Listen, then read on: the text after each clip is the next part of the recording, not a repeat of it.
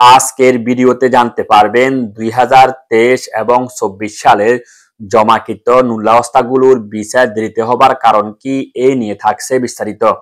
আশা করি বন্ধুগণ পুরো ভিডিওটি আপনারা স্কিপ না করেই দেখবেন, তাহলে মূল বিষয়টা কি জানতে পারবেন এবং বুঝতে পারবেন।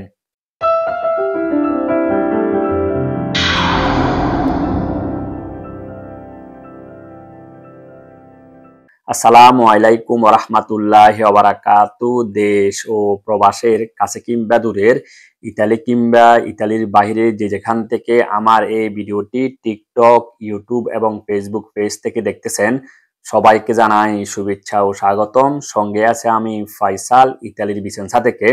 আশা করি বন্ধুগণ যে যেখানে আছেন শান্তিতে এবং নিরাপদে। আপনাদের সকলের সুস্বাস্থ্য ও দীর্ঘজীবন কামনা করে আমি আমার আজকের এই নতুন গুরুত্বপূর্ণ ভিডিওটি শুরু করতে যাচ্ছি। আশা করি বন্ধুগণ পুরো ভিডিও জুড়ে আপনারা আমার সঙ্গে থাকবেন ইনশাআল্লাহ। মূল ভিডিও যাওয়ার পূর্বে যে সকল বন্ধুগণ আমার ভিডিওটি নতুন দেখতেছেন, আশা করি লাইক এবং শেয়ার দিয়ে কন্টিনিউ করবেন। আর যদি পেজে নতুন এসে থাকেন, আশা করি আপনারা আমার পেজকে ফলো করতে ভুলবেন না। সেই যাই হোক বন্ধুগণ, কথা না বাড়িয়ে চলুন শুরু করা যাক আজকের এই গুরুত্বপূর্ণ ভিডিওটি। তো ওরা যখন বলছিল যে এম্বাসিতে মানে সাবমিশনের প্রতিনিয়তই ওরা ডাকে বা অ্যাপয়েন্টমেন্ট দিতেছে বা ফাইল বের হইতেছে, তো আমি এটা যাচাই করার জন্যই বিএফএস এ গেছিলাম। তো আমি যখন বিএফএস এ গেছিলাম, তো আপনারা তো মনে হয় সবাই দেখছেন, আমি একটা ছবি দিছিলাম গ্রুপের মধ্যে। ওই ছবির মধ্যে আমি মানে যখন ঢুকছিলাম তখন 1:40 বাজে মনে হয় সময়। তখন বিএফএস এর মধ্যে সাবমিশনের জন্যই বৈশা ছিল, এখানে অ্যাপয়েন্টমেন্ট ছিল, তারপরে এই সাবমিশন ছিল ম্যাক্সিমামে 24 সালেই ছিল, বা স্ক্যান কপিও ছিল কিছু। তো 150 জনের উপরে ছিল এখানে জমার জন্য, কারণ ফ্যামিলি ফাইলগুলো নর্মালি সকাল টাইমে সবাই জমা করে চলে যায়। আর ওইখানে যারা ছিল সবই হচ্ছে ওয়ার্কের আর কি।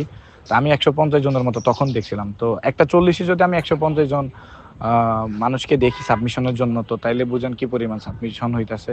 এখন হয়তো আমরা সব কিছুর খবর পাই না, কয়জন সাবমিশন করে বা কি আসে বিষয়।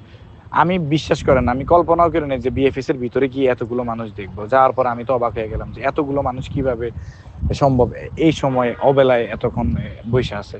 তো আসলে নিজের চোখে না দেখলে কোনো কিছুই বিশ্বাস করা যায় না। তো আজকে নিজের চোখে দেখলাম ওরা সাবমিশনের জন্য ডাকে, অ্যাপয়েন্টমেন্টও দিতেছে। এখন 23 সালের যে সমস্যাটা, আমাদেরগুলো আসলে জালিয়াতি হয়েছে, দুর্নীতি হয়েছে, আমরা সবাই জানি। তো আসলে এই জন্যই আমাদের ফাইলগুলো ভেরিফিকেশনের জন্য আর কি একটু কড়াকড়ি আরোপ করছে। আর বাকি যে 24 সালের যে ক্লিক ডে গুলো হয়েছে, এগুলো আসলে প্রসিডিওর মেনে এই নুলস্তাগুলো বের হয়েছে। তাও ওরা সাফার করছে অনেক কিছু, ওদেরও ভেরিফিকেশন হয়েছে, বাট ওদেরগুলো আমাদের মতো এত ভেরিফিকেশন হয় নাই। ওরা মূলত এটাই বুঝাইছে আর কি, যে আমাদের এই নুলস্তাগুলো ভেরিফিকেশন একটু বেশি কড়াকড়ি কারণে আমরা একটু সময় নিতেছি। আর 24 সাল বা 25 সালে যাদের নুলস্তা বের হয়েছে, ওদেরগুলো আমাদের মতো ভেরিফিকেশন হয় নাই। ওদেরগুলো 1 স্টেজ বা 2 স্টেজ ভেরিফিকেশন করলে ওরা ক্লিয়ারেন্স দিয়ে দেয়, বাট আমাদেরগুলো 2-3টা স্টেজে ভেরিফিকেশন হয়। আমি এবার ভেরিফিকেশনের স্টেজটা বুঝাই। আমাদের ফার্স্টে ভেরিফিকেশন হয় সুই থেকে ভেরিফিকেশনের পরে এটা থানা থেকে পুলিশে কন্ট্রোল করে, ওই মালিকের এই রেসিডেন্স এগুলো চেক করে থানা থেকে। থানার পরে এগুলো যায় লাবর অফিসে, লাবর থেকে ক্লিয়ারেন্স দিলে মিনিস্ট্রি থেকে মানে ভিসা ইস্যু করতে বলে। তো 3টা স্টেপ আমাদের জন্য আর কি। আর ওরা আমাকে এটাই বুঝাইছে যে সবকিছু এখন মিনিস্ট্রির কন্ট্রোলে, মিনিস্ট্রি যখনই ওদেরকে বলবে ওরা তখনই বিষয়গুলো ইস্যু করবে। আর এতটুকু বুঝলাম যে আমাদের যে ব্যাকলগের কাজগুলো এগুলো অলমোস্ট শেষ। এখন জাস্ট মিনিস্ট্রির সিদ্ধান্তের কারণে আমরা হয়তো কোনো রেজাল্ট পাইতেছি না। ফিরে আসলাম অডিও রেকর্ডের পর। প্রিয় বন্ধুগণ, আমি গত কয়েক মাস পূর্বে এই সম্পর্কিত একটি ভিডিও দিয়েছিলাম এবং কি আমি আমার সেই ভিডিওতে এই বিষয়গুলো তুলে নিয়ে এসেছি। যারা দেখেছেন ভিডিওটি তারা নিশ্চয় বুঝতে পেরেছেন বা জানতে পেরেছেন আমার সেই ভিডিওটি। আজকে ভিডিওটি আবার দেওয়ার উদ্দেশ্য হচ্ছে, যেহেতু এই ভাইটি একজন ভুক্তভোগী এবং ইতালি ভিসা প্রত্যাশী, যেহেতু এই ভাই সশৈলে গিয়ে বিএফএস গ্লোবালের সবগুলো তথ্য জেনে এসেছেন, মূলত এই জন্যই পুনরায় ভিডিওটি করা এবং কি এই ভাইয়ের ভয়েসগুলো আপনার সামনে তুলে নিয়ে আসা। আশা করি বন্ধুগণ আপনারা পুরো বিষয়টা ক্লিয়ার হয়েছেন বা বুঝতে পেরেছেন যে কি কারণে 2023 এবং 24 সালের ভিসাগুলো দেরিতে হইতেছে বা দেরি হবার কারণ কি। আর বন্ধুগণ, ভিডিওটি ভালো লাগলে আপনার লাইক এবং শেয়ার দিয়ে অন্যদেরকে দেখার এবং জানার সুযোগ করে দিবেন। বাংলাদেশ বিএফএস গ্লোবাল এবং ইতালিয়ান স্পন্সর সম্পর্কিত এই ধরনের আরো নতুন আপডেট নিউজ পেতে আমি আশা করি আপনারা আমার পেজকে ফলো করতে ভুলবেন না। ভিডিওর শেষ পর্যায়ে এসে একটি কথাই বলবো, সেটা হচ্ছে সেবার মাধ্যমে এগিয়ে যাওয়াই প্রকৃত কল্যাণ।